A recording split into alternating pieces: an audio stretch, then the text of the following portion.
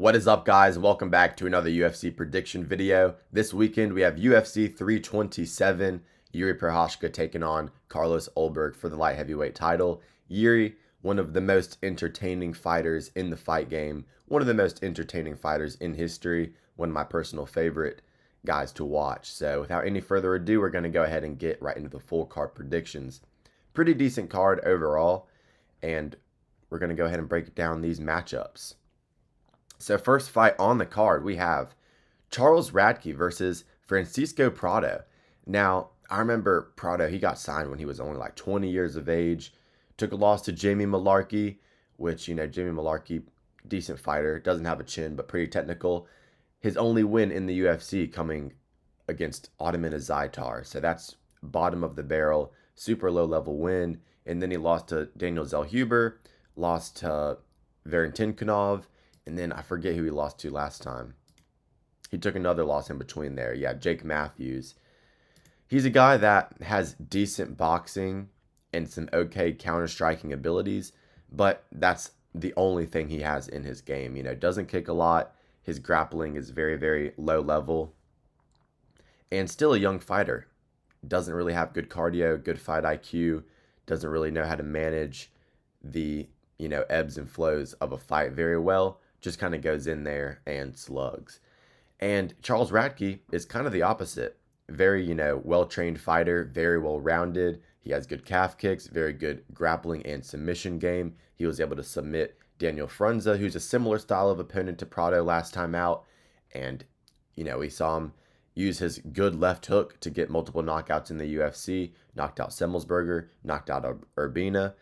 And, he's a pretty well put together fighter. Losses recently coming to Carlos Prates, Mike Malott, and those are high level undefeated prospects. Well, Mike Malott took the loss to Neil Magny, but you know what I'm trying to say.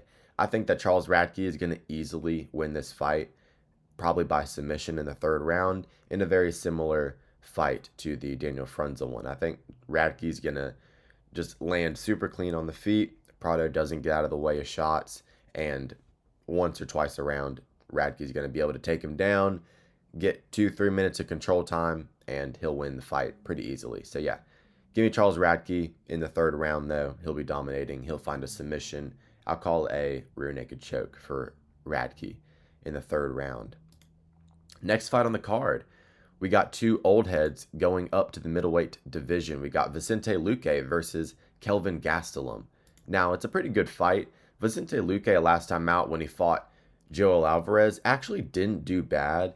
He kind of got out jabbed and didn't really get out of the way of the straight shots, and that kind of lost him that fight. But he was looking good with his leg kicks. His pressure was still there. But, Joel Alvarez, very good and talented prospect. So no hate on Vicente for losing that one. He had a good win over Thimba Garimbo, and, a lot of us thought he was kind of done after that beating he took against Jeff Neal a few years back, but he's definitely, had a decent comeback, a decent little resurgence. Kelvin Gastelum, on the other hand, we know the deal with him. Very unprofessional fighter, constantly missing weight. He missed weight against Joe Pyfer. I believe he missed weight last time against Dustin Stoltzfus. But we kind of know his game plan and his style at this point in his career. He's fought a lot of the greats, Whitaker, Izzy. He was able to beat Michael Bisping way back in the day. He's got a good left hand, good gritty Mexican-style boxing. He's got fast hands, even though he's normally pretty out of shape and doesn't look like the most athletic guy. His boxing, his hand speed is very, very good, and he has knockout power if he lands on you clean. But in this fight here versus Vicente Luque, I think that Luque is going to try to play the Muay Thai game at range. I think he's just going to kick, the calves, kick the body at range, try and avoid boxing exchanges. And Kelvin Gastelum will let that happen. He won't really push the issue like in the Joe Pyfer fight. If he's just kind of getting out, if he's just kind of getting pieced up at range. And Vicente Luque could do that. But at some point, I think that if KG is getting pieced up at range, he might look to utilize the wrestling, which isn't the best. Vicente Luque does have good, front-sided submissions, guillotine, Darce chokes. He's very good with those, so he might try to latch that up on KG. But I think we're going to go the distance here. in this fight, and I'm going to pick Kelvin Gastelum by split decision. I think that Luque will chew up the calves, land good body kicks at range, but every now and then KG will land a good combination, maybe a good 1-2. It'll get a bad reaction from Luque. That'll win it for him on the cards. But like I said, very, very close fight. I'll call a split decision for KG. Next fight on the card, Chris Padilla versus Markel Mederos. Markel Mederos coming in off the Contender Series, and he's had lower level wins. He beat Landon Quinones, Austin Hubbard, and last time out beat a guy that was making his UFC debut. I forget the guy's name, but he was a lower level fighter. Markel Mederos easily won that fight. Chris Padilla, on the other hand, has kind of been overperforming in the spots that he's been put in. He beat Rongju, which was a solid win, beautiful elbow there. And then he was able to beat Ismail Bonfim, which is a high-level win last time out. And even though Bonfim had some issues going on in that fight where he missed weight, definitely had some dehydration issues or something along those lines going into that matchup, Chris Padilla looked great. He's a very well-rounded fighter, and he's a very composed fighter as well. Very good leg kicks, very good Muay Thai base. He implements the long guard good. He'll throw those elbows, knees in close, and he's very good with those attacks. His kicking game's solid. Like I said, he'll chew up the legs. Even if you check his kicks, it doesn't matter. He's got the harder shins. He's just going to blast your legs hard. Good straight shots. The boxing fluidity and combination work isn't really there, but that's just kind of not his style. And he will take the fight to the ground. Good ground and pound, which is what he got Ismail Bonfim out of there with. And then, on the ground as well, he has good submissions. He was able to submit James Lontop pretty easily. So that's a solid win. Looking back on it, Lontop had some decent performances against Borshev and Rufi. He was a gritty opponent, and Chris Padilla disposed of him as well. He's definitely a fight finisher, goes for the finish whenever it is there. And Markel Mederos, much more of a point fighter at range, Factory X Muay Thai guy. He'll look to throw the knees up the middle, the front kicks up the middle. Those are definitely his best weapons. Keeps it pretty basic. Other than that, leg kicks, straight shots down the pipe. Athletic fighter, I think that Markel Mederos is definitely going to be the fighter that looks more athletic, looks more dynamic in terms of his striking. I think he'll be putting combinations together well. I think he'll land like a 1-2-3. Padilla will throw one leg kick to return. So Padilla, if he's not doing a lot of damage, he might get behind on the numbers here. And I think that Mederos just holds a speed advantage overall. He was also supposed to be on this card already, and Chris Padilla is stepping in on short notice. And, this first fight was put together short notice too, but Radke was already preparing for a fight. So, not as big of a factor where Chris Padilla was not preparing for a fight. And Chris Padilla, maybe he's the type of guy that would benefit from having a longer preparation, because I know he does smoke a lot and stuff like that. I don't think it affects your cardio that bad, but you still want to prepare properly. Markel Mederos training at elevation. You got to imagine his cardio is going to be decent, and he does defend the grappling pretty well. Austin Hubbard was looking for the grappling in that fight. Mederos, he would get up with urgency. I'll pick Mederos here by a close decision. I'll say it's a 29-28 decision for Mederos here. It could even be a split decision, 29-28 for Mederos. I think it's going to be a very competitive fight. I think Mederos is going to get his legs hurt, but I do see him consistently landing on the chin of Padilla. But yeah, give me Mederos by decision. Next fight on the card, we have Mateusz Gamrot versus Esteban Ribovics.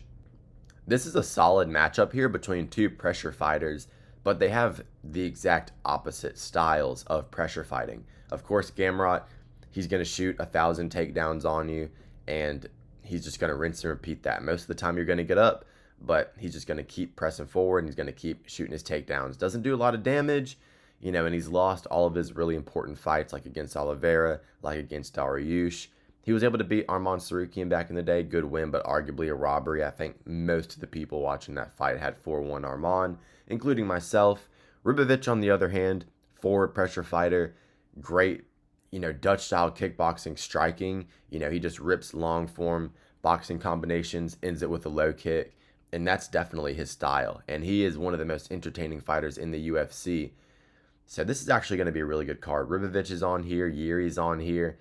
We got some very entertaining, gladiators, straight up. That's how you describe these types of fighters. But He does have some flaws in terms of his low kick defense and in terms of his grappling. That's definitely where Esteban Ribovics suffers in his game, and I think Mateusz Gamrot might be able to take advantage of that because, I thought that Ludovic Klein was going to be able to destroy Gamrot. I thought he was going to be able to knock him out just because Ludovic Klein has great takedown defense and the boxing discrepancy was huge there, but Gamrot really did show levels with the takedowns and just the grappling in that fight.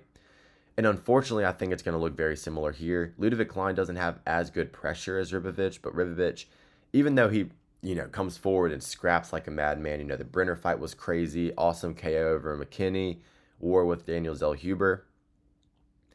He's got to land a flush head kick to knock you out, and he doesn't really hit that hard when he's just throwing regular shots. I think that Gamrot's going to sneak out another stinky decision here. Getting dropped by RDA on the 299 card is questionable, and he's had some bad performances, Gamrot, but I think the wrestling advantage is going to be too much for Ribovics here. I think he's just going to get taken down, held down. It's going to be that rinse and repeat. It's going to look very similar to the Ludovic Klein fight.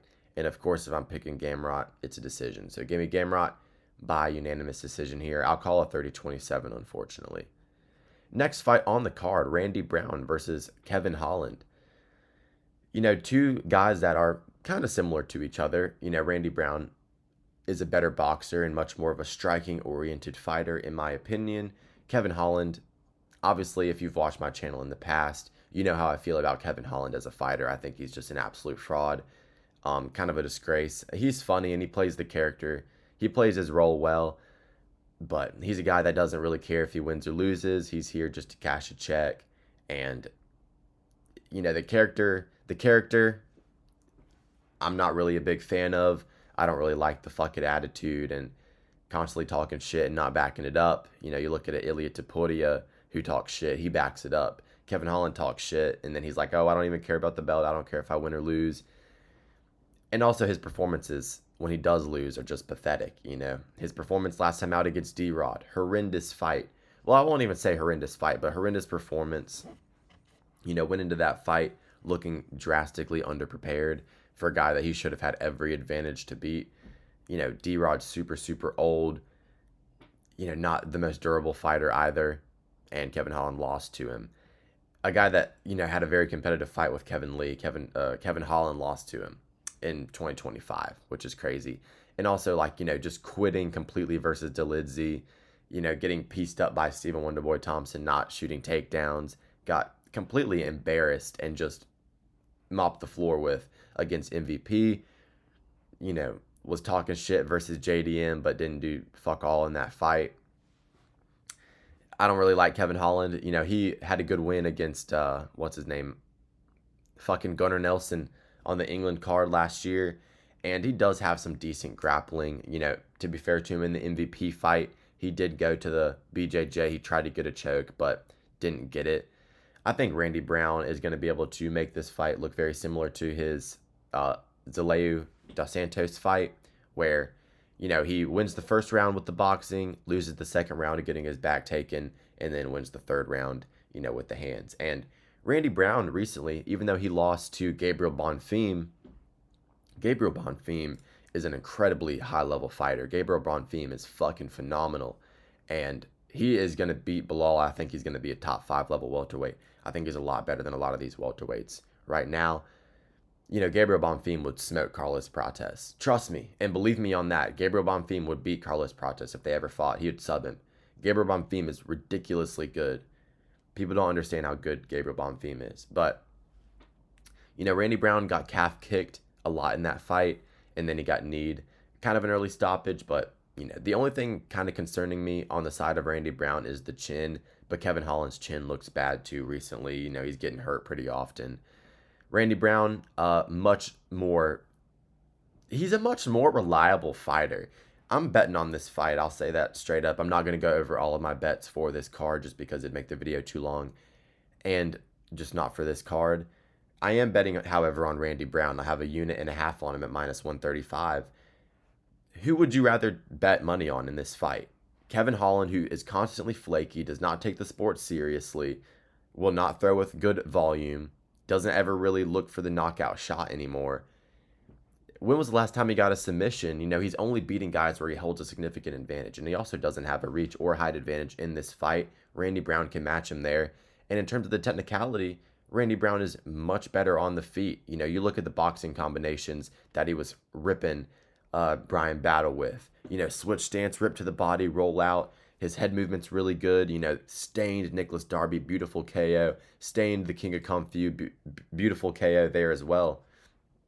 And, he's been here and there in the past, but recently he's definitely been putting it all together. Give me Randy Brown to win this fight via first round TKO over Kevin Holland. Right hand down the pipe. Bellator matchup here, Patricio Pitbull versus Aaron Pico. This is definitely like a really good hardcore fans fight, but, now it's taking place in the UFC. Pitbull was a Bellator champ when Pico was kind of a young prospect on the come up over there in Bellator. And Pitbull, of course, eventually got out of Bellator, fought in Ryzen where he took some losses, not a good look, getting knocked out in Ryzen.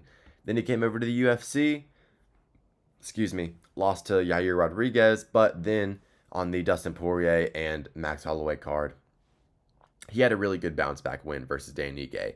Was landing nice calf kicks, grappled very well in that fight, had some really good counter shots, and those are definitely Pitbull's best weapons. He has good calf kicks.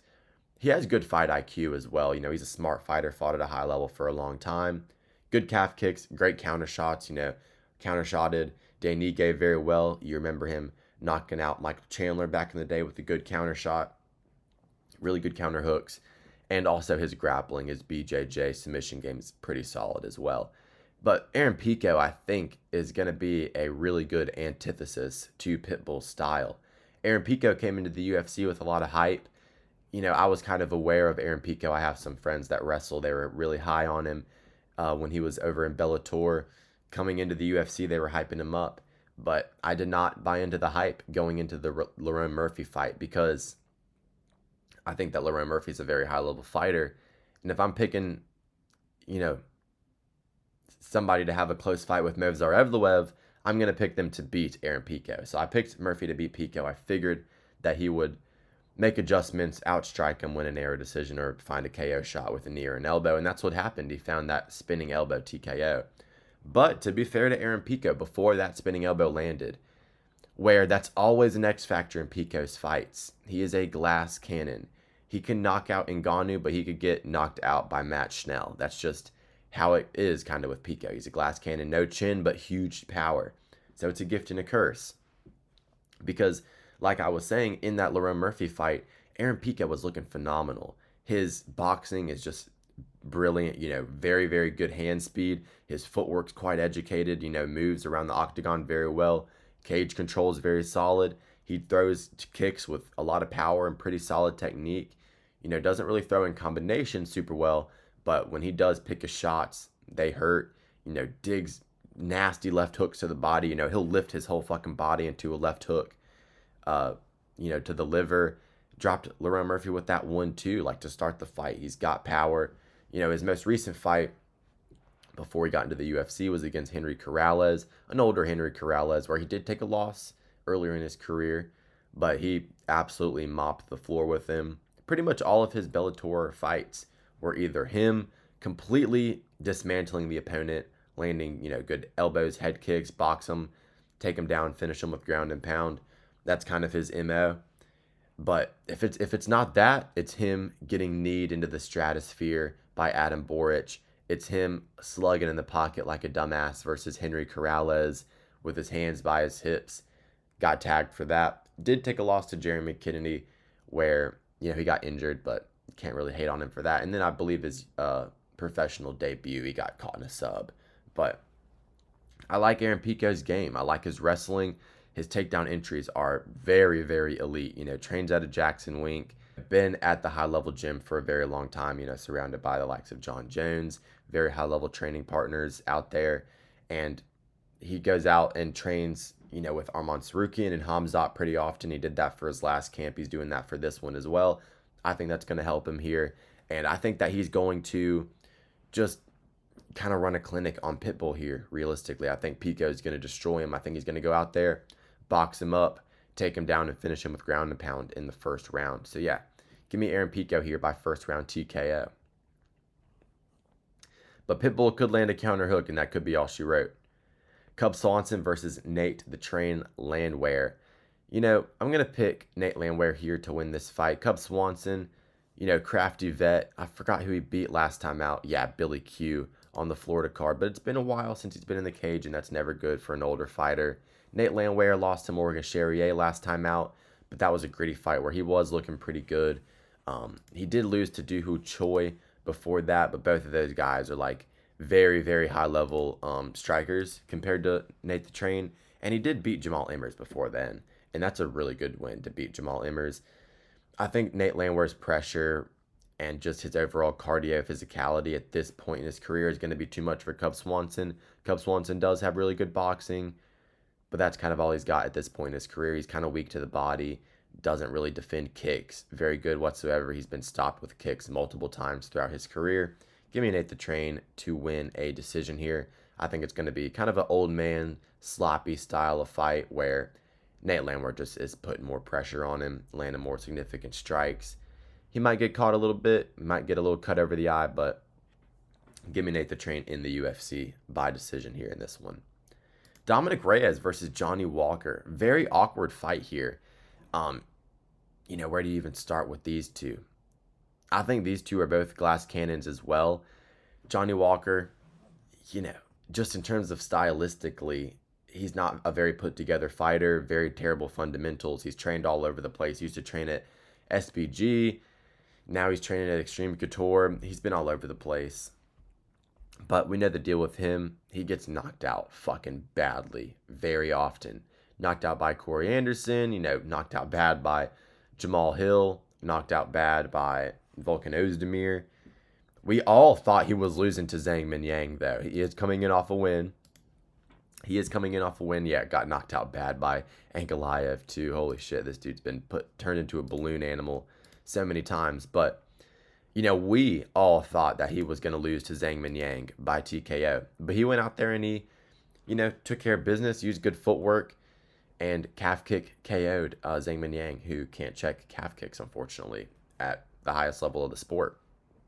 Dominic Reyes, however, coming in off of a loss, but it's to a much higher level of opponent, a guy that is fighting for a championship belt later in the card. And Dominic Reyes has really only lost to high-level competition other than Ryan Spann. Lost to Jan Blachowicz, lost to John Jones, lost to Jiri Prochazka. You're talking about some of the best fighters in light heavyweight history with those three fighters. Dominic Reyes, he had a nice little resurgence, though, after, getting knocked out 3 times in a row. He, was able to beat Dustin Jacoby with a beautiful, beautiful counter left. Was able to beat Nikita Krylov. That win has kind of aged pretty well. And then who else did he knock out? Oh, yeah, he knocked out Anthony Smith in between there. Kind of a free win for Dominic Reyes there. But I'm going to pick Dominic Reyes to win this fight. I think that Johnny Walker has terrible fundamentals. He's very athletic. He can throw the flying knee. He can throw big kicks. But his boxing is fucking horrible. He has no hands. And Dominic Reyes actually has really good fundamental boxing. Really good pull twos. His left hand is solid. I think he's going to look kind of like Ozdemir going into this fight with Johnny Walker. I think he'll be able to march him down, land the left hook on Johnny Walker's chin in a very similar fashion to Ozdemir, and he'll just fold him up. The bigger they are, the harder they fall, and that's definitely the case with Johnny Walker. But yeah, Dominic Reyes, if he's able to kind of go tit for tat with Jan and Jiri before getting knocked out, if he's able to beat a glory kickboxer level striker in Dustin Jacoby, where that wins age well. Dude, Dominic Reyes is winning this fight, yeah, for sure. Nikita Krylov's coming back and having a win, and Ulberg, shit, he might be the champ by the end of the night. So yeah, give me Dominic Reyes. I think that his career really has taken a much better turn than what we all thought it was going to be, after that Ryan Spann fight. But, his boxing fundamentals, left kick, they're all pretty solid. He should win this fight by KO, round 1. Next fight on the card, we have Josh Hokit versus Curtis Blaydes. I'm picking Josh Hokit. Curtis Blaydes, I believe he beat Kuniev last time out, got injured, looked bad in that fight. And, he's so slow on the feet, to roll, hook. It's just so slow. And, got knocked out by Pavlovich, got knocked out by, who else did he get knocked out by? Oh, yeah, Tommy Aspinall. And, he's been knocked out by Ngannou. Back in the day, he used to lose to the power punchers very often. But now, he's been fighting a lot less power punchers, like Rizvan Kuniev, like Jilton Almeida. He was able to get that kind of fluke win over Jilton Almeida where I, picked Curtis Blaydes by round 2 TKO. One of my better calls, but that's not how that fight was playing out. He was actually getting dominated in that fight. And look, here's the thing with Curtis Blaydes. When's the last time he got a good knockout win? Against Chris Daukaus, like way back in the day? The dude's not athletic anymore. His body's taken, a lot of damage. He kind of moves super, super sluggish and plotty man blades. No footwork, no head movement. He just has no speed or athleticism anymore. Back in the day when he was fighting fucking, Overeem and Mark Hunt and those guys, the old school heavyweights, he was able to, take him down, Cain Velasquez. He was able to take him down. He was able to box with them a little bit better. But Josh Hokit is just a much more athletic fighter. And I think he's just going to have the speed advantage here. I think he's going to be able to even get takedowns on Curtis Blaydes. I think he's going to be able to use footwork, throw more volume, and I think eventually he'll be able to just outstrike him. So yeah, give me Josh Hokit by decision here. I think he's going to be the quicker fighter. I think he's going to have better cardio, better head movement. He's less put together, definitely way less experienced, but in heavyweight, that doesn't really matter that much. He'll be able to defend the grappling at a base level just off of athleticism and his, college wrestling background. And he trains out of Jackson Wink too. They got good wrestlers over there like Pico. Hokit will be able to defend the grappling, and he's just going to be faster and throw more on the feet. And at heavyweight, that's all that matters. So yeah, give me Hokit by decision. Next fight on the card, Paulo Costa versus Azamat Murzakanov.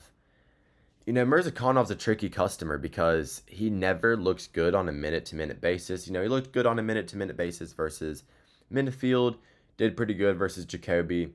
But other than that, you look at some of his fights, especially his earlier fights. I forget who the guy was, and for some reason this won't load, but some of his earlier fights, he'd be down 3 rounds and then get the KO. But, recently he's been doing really good. Knocked out Minifield, knocked out Ribeiro, knocked out Radke. He's definitely a knockout artist.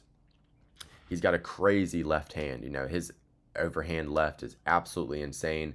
And his defensive wrestling is pretty good too. We saw him hit a very beautiful reversal on Radke. Radke went to shoot a single leg.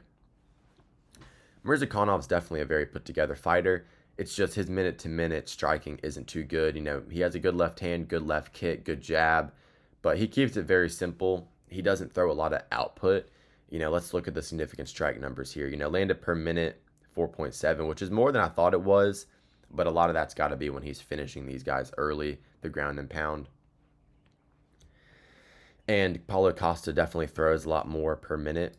Paulo Costa, he got the win over Kopylov last time out, but Kopylov's not been looking himself recently. I don't know what the case is with that, but he put on a good performance there. Dropped him with the right hand. He has good rear-sided attacks too, so this is going to be a orthodox versus southpaw matchup where both of the guys are really looking to land their rear-sided attacks because both of their best weapons are the rear right hand, the rear 2 and the rear body kick. Costa, he's lost some fights where he really shouldn't have in his career. Lost to Vettori, had a terrible performance against an old, gassed-out Luke Rockhold. Wasn't able to get the finish there. Got schooled by Izzy back in the day. And, shoot, he had gone a long time since winning after that Izzy fight. He lost to Izzy, Whitaker, Vettori, was able to beat Luke Rockhold, and then lost to Sean Strickland, where he had a better performance against Sean Strickland than people gave him credit for. And I think that if he looks like he did in the Roman Kopylov fight, he can win this one because Murzakanov, at light heavyweight, I think he's going to be at a, speed disadvantage. I think he's going to be slower than Paulo Costa. I think Costa is going to be quicker to the punch. I think he's going to be able to, win that outside foot battle more often than not, land the rear-sided attacks. Paulo Costa, though, does not have a good jab, and he has a very short reach. But Murzakanov has T-Rex arms, too, so I don't think the jab is going to be at all a factor in this fight. I don't think this fight hits the mat whatsoever, and I think that Costa will do a little bit better, throwing with a little more output. He'll have the middleweight speed. He's been in there with really high-level fighters, probably much higher-level fighters than Murzakanov. Give me Paulo Costa here to win this fight via decision. All right, we move on to the main event of the evening. Carlos Ulberg versus Jiri Prochazka for the light heavyweight title. We know Jiri and what he brings to the table. Carlos Ulberg, city kickboxing guy, pretty well put together striker, good leg kicks, good check hook, good jab, floats around on the outside. He'll pump fake the jab, he'll twist that rear hip feint, he'll shoot the teep kick to the body.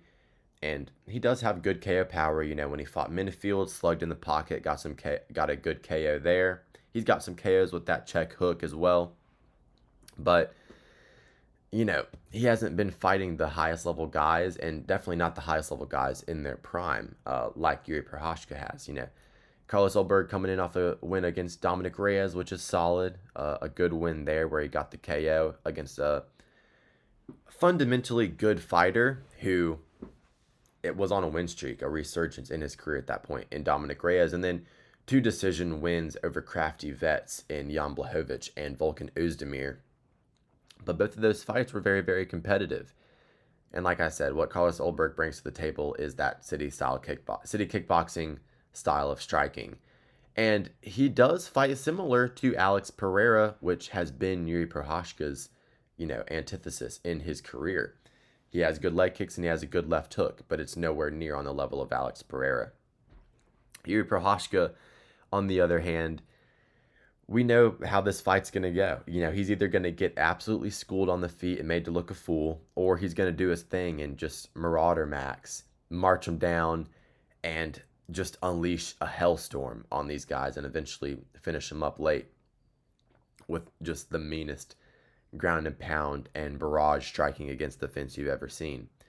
Came into the UFC, knocked out Ozdemir, just in an absolutely crazy fight. He was getting tagged on the chin. He was jumping at him using no technique, and then eventually he just leaped into a right hand, knocked him out cold. And then he fought Dominic Reyes, got arguably the best KO in UFC history, the most violent KO in UFC history, and one of the most entertaining fights in UFC history. Jiri Prochazka is absolute cinema, must-see TV every time he fights. And, I will say this. I think that Jiri Prochazka earlier in his career, before the shoulder injury, was much more dynamic and actually much more fundamentally sound. I think he threw his 1-2s a lot better before then. I think he, threw kicks, and he just struck and moved a lot better before that shoulder injury, where he had to vacate the belt after he fought Glover Teixeira. He's been a different fighter since then. You can tell it physically. He's nowhere near as athletic as he once was in the Ozdemir, Reyes, and Teixeira fights. The Glover Teixeira fight, excuse me fucking stuttering there like Curtis Blaydes, goddamn. But in the Glover Teixeira fight, one of the best fucking light heavyweight title fights of all time. One of the best UFC fights of all time. Absolute back and forth war. Jiri almost gets put out. Glover goes for the takedown. Eventually, Prochazka gets the choke late in that fight. After he came back from injury, got knocked out by Pereira twice, but, was able to pick up wins against Rakic, Jamal Hill, and Khalil Roundtree as well. 3 solid wins in the light heavyweight division. Just never was able to get that belt back because of Alex Pereira being in the mix, where he got completely schooled both times by Alex Pereira.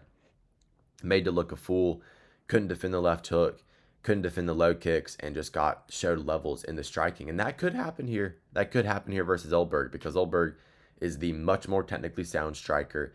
He has just much better technique with everything he throws. He throws kicks way harder.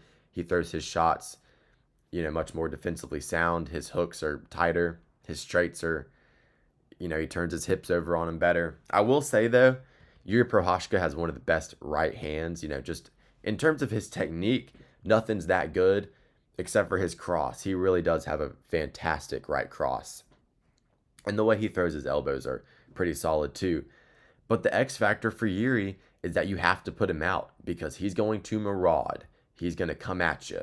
And you're going to hit him with the kitchen sink like Khalil Roundtree did. And then he's just going to keep on coming at you. Khalil Roundtree was up 2-0. And I knew that. Jiri was getting dominated in that fight. He looked dog shit. You know, like in the first round versus Rakic, like in the first two versus Khalil. Sometimes Jiri looks horrible. And I think Jamal Hill was just never that good. That's why Jiri looked great for 3 rounds against Jamal. But, you know, when he's going against a technical fighter, he's going to look shit early. You know, even against Dominic Reyes and Ozdemir, he wasn't looking great early. And then, you know, against Rakic, against Khalil, lost the first rounds of those fights. And just got completely dominated and outstruck and made to look a fool, you know, starting those fights. But when they get tired, he doesn't. And he's able to continuously march forward, maraud, and they're just too tired to even swing back. He's fucking grabbing the gloves, digging body shots, digging stabbing front kicks, kneeing them to the body, elbows, you know, long combinations, not giving you a second to breathe. Jiri will maraud on you if you get tired after winning the first couple of rounds. And I think that's what's going to happen in this fight. Carlos Ulberg's never been 5 rounds. If he does not get the KO shot in the first 3, Jiri's going to get him. Jiri's going to just come after him like a fucking zombie, and he's going to get him. So my prediction for this fight will be a Jiri Prochazka 5th round TKO. I'm not picking against Jiri again, dude. I had money on Khalil. I thought Khalil, with it being a 3-rounder, he may have been able to survive after winning the first 2, but it wasn't the case. Jiri's too much of a dog. Pereira is the only one that can beat him. Well, Magomed would beat him. Magomed Ankalaev will beat either one of these two, but he's in the shadows right now. But my prediction for this fight, Carlos Ulberg does great with the jab, the low kicks, the left hook early for the first 3.5 rounds. And then he gets tired like he did in the Kennedy Nzechukwu fight. He's going to get tired after dominating the first 3 rounds. He's going to be like, holy shit, I've prepared all this time. I've hit him with the kitchen sink. I've thrown so many significant strikes, and this dude will not give me a second to breathe, and I can't get him off of me. And then round 4, Jiri's going to get a knockdown at the end of the round. He's going to continuously maraud. He's going to be grabbing the gloves, digging elbows and knees in the clinch, fucking beating his chest, jumping in with the big right hand. And then 5th round, he's going to get him with the TKO. I don't know what it's going to be, but it's going to be a marauder TKO. Jiri's getting that belt back, and then he's going to fight Ankalaev. But yeah, give me Jiri Prochazka 5th round TKO. Hope you guys enjoyed the video. Leave a like, subscribe if you did. That means a lot to me. And have a great rest of your day. Enjoy the card this weekend.